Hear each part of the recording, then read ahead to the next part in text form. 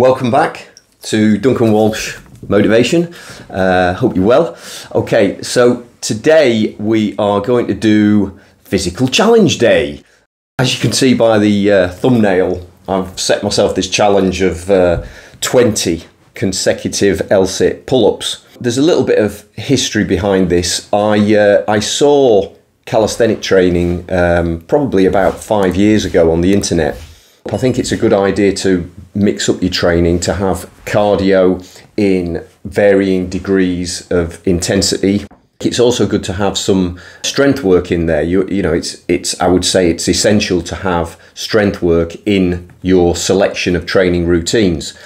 So calisthenic training did actually appeal because there's lots of other muscles used. It's not sort of, you know, you do bench press and you work in a particular set and the rest of your body's supported, or you're doing, you know, various just specific weight training. Calisthenic training is that you often use other muscles in a stabilization way. And so I incorporated various circuits with pull-ups, dips, usual press-ups and sit-ups, squat thrusts, things like that. I think they're called frog jumps in the US. So I've actually created some circuits involving them, so cardio circuits, which are really tough. So it's not a case of just doing the exercise and then a long rest and then doing it again and a longer rest, actually reducing the rest and putting that sort of what they call metabolic stress on your body as well, so that you're actually doing these things quite often in oxygen debt. But anyway, getting back to this particular challenge, I saw pull-ups and I thought, well, usually I'd seen that to do 20 pull-ups consecutively is quite a tough thing to do, and it would require some training. And I thought, well, L-sit pull-ups are a bit tougher. If I haven't already said, L-sit pull-ups are where you're at 90 degrees. You're doing the pull-ups and your legs are out at 90 degrees. You're using obviously your core, your abdominals and your core. You're using hip flexors, quads. You're using other sort of stabilization muscles in your back, obviously your lats as well. The ones I'll be doing will be overhand. So I'll be doing overhand rather than underhand. It's just a very good exercise, bodyweight exercise to practice. Now, I'm not a novice at this because I've been doing them for a few years in a circuit that I do, but I'm no expert. You know, I'm not one of these specialists that you see online that do it a lot. So I thought it would be a good one a bit of a challenge. It's good, as I've said before, it's good to have goals. It's good to have something to aim for.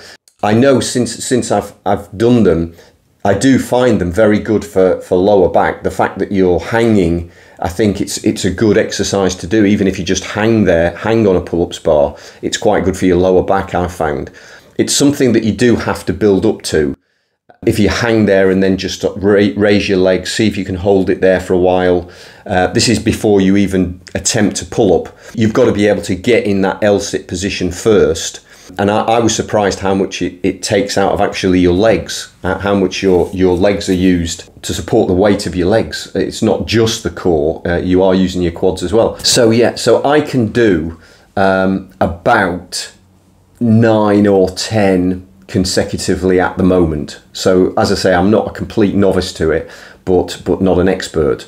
But I thought, well, if I could get to 20, I sort of thought, well, I'll get a little bit of a background of them first. So I thought if I can do about 30 in a training session total, maybe sort of sets of 5, which I'll show in other videos, just to build a sort of a background of doing them and then build up the number that I can do consecutively. I've also set myself a goal of 30 days to do this. So I've got 30 days to train to see if I can get from, I guess, 10 to 20. So the next video will be me, I think, in my first training session. So we're going to have a few videos on some training sessions, and hopefully it'll give you a few ideas for your own training and maybe motivate you a little bit to up your game if you need to, or just a bit of variety in your training to keep things fresh and interesting. So I'll put a link